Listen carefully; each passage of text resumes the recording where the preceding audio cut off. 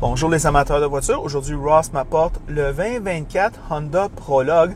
Ross, je pense qu'on est un des premiers parce qu'il n'y a pas beaucoup de gens que j'ai vu faire des revues de ça, en tout cas nationalement. Comme une espèce de mariage entre GM et Honda pour faire, vous le savez, un VUS électrique. D'abord, un aperçu. Le Honda Prologue 2024 est un véhicule électrique qui dispose d'une batterie de 85 kWh qui, avec ses roues 21 pouces, fait une autonomie de 439 km. Au Canada, il y a le EX, EXL et ce testeur, le Touring. Il s'agit d'un multisegment intermédiaire plus substantiel et spacieux que ses rivaux compacts. Les prix avec destination sont de 62, 67 et 72 000. C'est beaucoup d'argent. Au Québec, seuls les deux premiers modèles obtiennent le rabais de 7 000 par un processus complexe de remise par la poste. Au Canada, tous les modèles obtiennent un rabais de 5 000 direct au concessionnaire. Tous les modèles ont un 4 roues motrices. Vous pouvez charger niveau 3 jusqu'à 150 kWh et obtenir 100 km d'autonomie en 10 minutes. Il s'agit de la voiture sœur du Chevrolet Blazer et représente un partenariat fructueux GM-Honda qui n'est plus en vigueur depuis octobre 2023. Il convient de noter que ce Touring est équipé d'un son Bose, d'un toit panoramique, des sièges en cuir, un affichage tête haute, d'un moteur 288 chevaux, 333 livres de couple et un poids de plus de 5000 livres, ainsi qu'un système d'infodivertissement le plus facile à utiliser. Vous pouvez même remorquer 1500 livres. Alors, nous voilà de retour. Ross, qu'est-ce que tu en penses de ce véhicule-là? Première génération du Honda Prologue. Comme tu en faisais mention lors de l'introduction, c'est un mariage entre GM et Honda. Et évidemment, ce Honda Prologue partage beaucoup d'éléments là, de certains produits GM, comme le Chevrolet Blazer EV. Il n'est pas évalué selon les IHS. La braquette de prix va de 62 108 $ à 72 108 $. Le prix de notre modèle d'essai, 72 108 $. Okay. Les poids, une autonomie décente, malgré qu'on a une traction intégrale ici. Évidemment, l'habitacle, comme tu as pu en faire mention, c'est un habitacle qui est quand même spacieux. À l'arrière de nous, je suis assez grand, tout ça. À l'avant, je suis très bien. À l'arrière également. Le coffre est quand même décent. C'est un habitacle quand même très spacieux de ce niveau-là. Douceur de roulement, comme bien des voitures électriques. Le Honda Prologue ne fait pas exception. Rabais gouvernementaux de 12 000 $ selon la version choisie. Les comptes, accélération un peu, comment je pourrais dire, un peu spéciale parce qu'on a l'habitude avec un véhicule électrique d'avoir une accélération quand même assez foudroyante. Ouais. Puis ici, c'est quand même très, comment je pourrais dire, assez doux comme accélération. Surtout quand tu n'es pas en mode sport, là, ils ont vraiment tourné ça c'est pour vraiment... que ça accélère doucement. Oui, très doucement, très doux. L'autonomie aussi qui n'est pas au même niveau qu'un Tesla Model Y. Ce qui fait que je suis un petit peu partagé parce que tu n'as pas les performances puis tu n'as pas une aussi bonne autonomie que certains concurrents. Fait que c'est un petit peu entre deux. Conduite peu dynamique, très américanisée, je trouve. Très smooth, mais quand même, là, pas beaucoup de rétroaction là, de la route là, par la direction ou quoi que ce soit. C'est vraiment là, axé là, sous douceur de roulement. La disponibilité, au Canada, il y a 3 provinces qui vont en avoir. Colombie-Britannique, Ontario et Québec. Ce qui fait que au niveau de disponibilité, quel va être le nombre d'unités allouées à chacun des concessionnaires? Ça, c'est une bonne question. Surtout qu'on sait que le mariage Honda et GM au niveau de l'électrification s'est rompu là, dans les derniers mois. À mes yeux, c'est pas un mauvais véhicule. À long terme, si on a remplacé la batterie, est-ce qu'on va être capable de s'approvisionner chez un concessionnaire Honda? Bonne question. On sait que les batteries sont de plus en plus fiables, mais on n'est pas exempt d'un problème technique là, au niveau de ces batteries-là. La concurrence. Il y a le Chevrolet Blazer EV, évidemment. On peut parler d'un Ford Mustang Mach-E. On pourrait penser à Hyundai Ioniq 5, Kia V6, Nissan Ariya, Tesla Model Y, évidemment, le véhicule, toute catégorie le plus vendu en 2023 sur la Terre, sur la planète. Fait que quand même très bien de ce côté-là. Toyota BZ4X et pour finir, le Volkswagen ID4. Fait que quand même beaucoup de joueurs sérieux. Honda arrive en retard en électrification. L'association avec GM peut-être était un bon match selon moi. Fait que quelles sont tes premières impressions sur le Honda Prologue Touring 2024?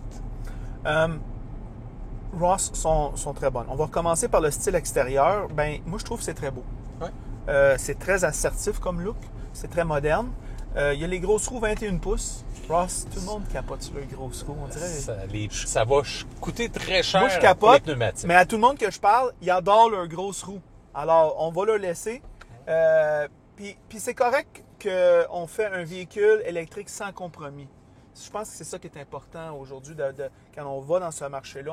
On veut quelque chose, on ne veut pas sentir comme on est dans une expérience scientifique.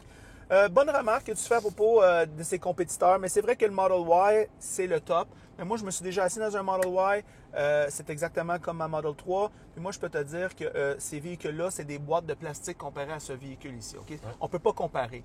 Okay? Ici, on a un aménagement extrêmement familier. Moi, je ne me rappelle pas la dernière fois que j'ai utilisé un infodivertissement pour un véhicule électrique aussi simple. Ça n'a pas de bon sens comment c'est simple. On a un tableau de bord digital ici, très simple. On a un beau volant gain et cuir. On a des contrôles, somme toute, très faciles à utiliser pour la climatisation. Moi, je sais quand je veux monter ou descendre la température dans ma voiture, c'est un accident certain si je n'ai pas le self-driving. Tandis qu'avec cette Honda, ben, c'est très facile. Tout est aménagé très simple. Système audio Bose qui joue extrêmement bien. Très bien. OK? J'avoue que les fenêtres sont peut-être pas aussi grosses que je m'attendrais de ce genre de véhicule-là, mais cependant, ils font très bien la job. Ici, ici, ici. Je te dirais arrière, 3/4, ça roche. Puis la lunette arrière, elle roche beaucoup. La lunette arrière, le rétroviseur GM, trop petit. Tout est trop petit. Quand on regarde en arrière, tout est trop petit. OK? Beau toit panoramique. On laisse la lumière naturelle rentrer. L'affichage tête haute, là, c'est Avatar. C'est comme dans ma face. Puis c'est super bon. Je veux dire, je regarde jamais ailleurs que sur la route. Alors, ça, c'est très bien fait de Honda. Les bancs sont somme toute très confortables. La qualité de cuir est suffisant. Ouais. Quand je suis assis en arrière, surtout ici, on a du soft touch. Assis en arrière, c'est une boîte de plastique. Beaucoup d'espace sur les jambes, beaucoup d'espace au niveau latéral. Pour la tête, moi, je te dirais que j'étais pas limite, mais moi, je mets quelqu'un de 6 pieds 3 là-dedans puis ça frotte. Okay? Surtout à l'arrière. Oui, à l'arrière. À l'arrière, ça frotte. Ouais. Je pense d'arrière. En avant, on est très bien. D'autres impressions. Ben, Ross, on a ici les fameuses caractéristiques de Honda.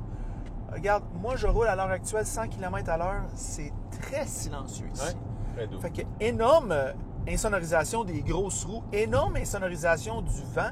C'est quand même une forme un peu bloc, ce véhicule-là. Ouais. C'est pas fait comme les autres qui sont faites comme des gouttes d'eau. Pas aussi aérodynamique qu'un Non, modèle Y. non. Le coefficient il est totalement élevé sur ce véhicule-là, je suis sûr. On a ici un roulement. Moi, j'en viens pas comment que quand j'appuie sur quand on achète un véhicule électrique, la première fois qu'on le remarque, c'est que quand on accélère, c'est toujours de même. Parce qu'on n'est pas habitué au torque instantané. Si je le mets dans le mode sport, OK, oui, ça réagit un peu plus vite. Mais en mode normal, ça réagit comme mon Acura. Ouais, très Alors, doux. extrêmement doux. Les interfaces, très, très doux aussi. Alors, si vous cherchez si vous pensez, bon, j'achète un GM, oui, essentiellement, ce véhicule-là, c'est un GM, mais ça a été retouché par Honda pour avoir un sentiment de reconnaissance, si on veut, haptique Honda. OK? Très, très, très familier comme expérience de conduite. Très familier aussi. Je pense que peut-être c'est encore mieux la version GM de ces affaires-là, de l'infodivertissement, parce que c'est encore plus simple. Je ne sais pas à quelle partie que c'est GM, quelle partie c'est Honda. Tout ce que je sais, c'est que c'est hyper simple à utiliser. Alors, Ross, on a le gros système de son. On a un infodivertissement hyper facile à utiliser. On a des interfaces de conduite qui ne feront pas faire un accident lorsqu'on les utilise, contrairement à certains de ses compétiteurs. On a un beau toit panoramique, on a un silence de roulement hors pair. On peut avoir une conversation avec les passagers arrière sans crier. Ça, c'est très bien. Et ça aussi, c'est bon parce que quand on écoute la musique, bon, d'ailleurs, on a un système de son de qualité, mais on n'a pas besoin de monter le volume pour nailler le son extérieur moche. Ross, 72 000 $. Je te pose la question, son ou un CR-V Touring hybride? Réponds pas à la question, j'ai trop peur de la réponse. Mais je regarde ce véhicule-là dans son ensemble. C'est un produit de qualité. Moi, je te dirais que la compétition est extrêmement féroce parce que qu'est-ce qui arrive quand tu achètes un véhicule électrique? Moi, je l'ai remarqué, Ross, c'est je lave plus mon char. Tu sais, tu le traites comme un outil parce qu'il te coûte tellement pas cher au niveau du roulement que tu perds cette, je ne veux pas dire cette passion, mais je veux dire, ça devient comme une laveuse ou une sécheuse ou une balieuse, ça devient comme un outil et non un objet de désir. C'est peut-être bizarre à dire parce qu'on dirait les voitures électriques, c'est le futur, c'est la technologie, certains pourraient dire. Alors à ce moment-là, pour moi, ce genre de 72 000 $ pour sauver 500 $ par mois de gaz, ou si c'est un CR-V hybride, peut-être 300, 350, c'est un calcul à faire. Il faut avoir une borne à la maison. Hein? On n'arrête pas de le dire. Hein?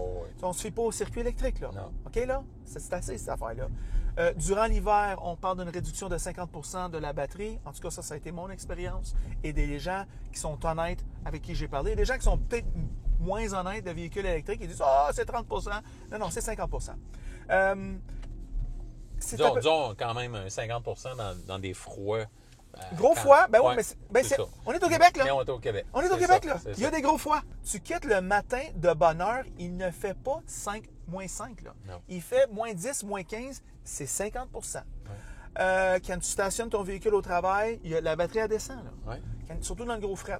Alors, la réalité électrique, elle est là. L'autonomie de 450 km, je pense que c'est bon. Oui. Pour tous les jours, en réalité, je sais, durant l'été, j'ai du 400 km. Je suis pas mal sûr que vous allez avoir minimum 400-450 km avec ce véhicule-là durant l'été, automne, printemps. Alors, il reste juste l'hiver. C'est pour faire le quotidien. Hein? Le plus de kilomètres que tu fais, le plus que c'est. Puis je vais vous parler un petit peu de l'expérience de propriétaire de véhicules électriques quand vous achetez ce genre de véhicule-là. Moi, là, je reste à Saint-Jérôme-Beach. Je viens à Montréal. Tous mes amis restent à Repentigny-Beach, Saint-Lazare. La famille, ça arrive sud. Alors, c'est toujours des trajets de 100-150 km que je fais. Quand vous avez un véhicule à essence, veux pas, tu y penses au prix que ça coûte. Ça va me coûter 20-25$ de gaz. Ouais. Je reste pris dans le trafic, ça va me coûter 30$ de gaz. On pense à toutes ces choses-là. Les freins, quand tu conduis en ville, il faut que tu changes les freins. Avec un véhicule électrique, tu ne penses plus à ça. Ça, c'est vrai. Tu y vas.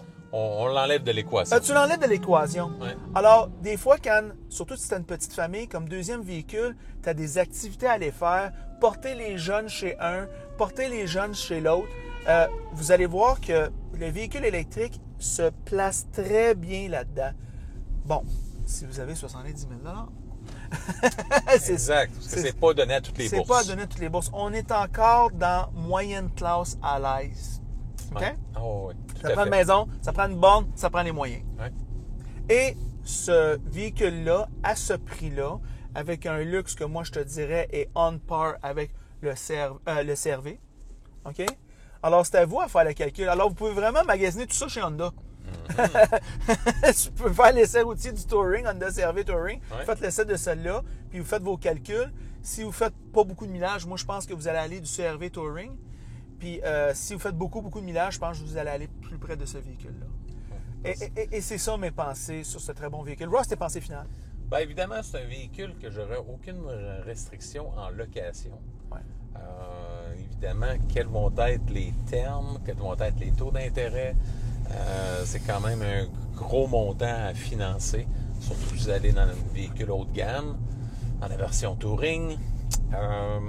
À l'achat, bien évidemment, c'est le moyen et long terme. Là, je vois un petit peu de brume, je vois un peu de brouillard, parce que les batteries, est-ce qu'ils vont être remplaçables? Est-ce qu'on va remplacer ces batteries-là sur ces véhicules-là? Ou ils vont tout simplement aller pour des pièces de rechange? Là, je parle très long terme. T'sais, on parle très long terme parce que quand on devra remplacer cette batterie-là, bien, ce que vous avez économisé en essence, peut-être va aller sur le prix de remplacement. Fait que Bon point. comment je pourrais dire, c'est un On petit est peu... encore en transition. Exact, on est en transition. C'est pas établi du tout, là. C'est ça. Puis aussi, ben, on voit là, beaucoup de manufacturiers qui se repositionnent, qui retournent à l'hybride, qui vont délaisser le 100% électrique. Moi, je pense, en tout cas, c'est un excellent produit, mais je pense qu'en location, vous allez être plus à l'abri peut-être de l'avenir. C'est sûr que... Je vais juste faire une dernière petite remarque. Je regardais le prix. Le prix m'a choqué l'œil. C'est ça. OK? Cependant, je dois dire que quand je rentre dans ce véhicule ici, je ne suis pas dans une ID4. Non. Je ne suis pas dans une Ioniq 5. Non. C'est un autre gabarit de véhicule. Ouais. C'est un autre espace. C'est un autre sentiment de sécurité. On est ailleurs. Alors, le prix est élevé. Cependant, le produit est plus que les compétiteurs qui coûtent moins cher. Je pense que c'est... Oui, ça résume bien, je pense. Alors, c'est ça nos pensées du très bon Honda Prologue Touring. En passant, si vous aimez la vidéo, aimez-le. Si vous ne l'aimez pas, aimez-le pas. Et si vous l'aimez beaucoup, franchement, abonnez-vous à la chaîne. Et c'est tout.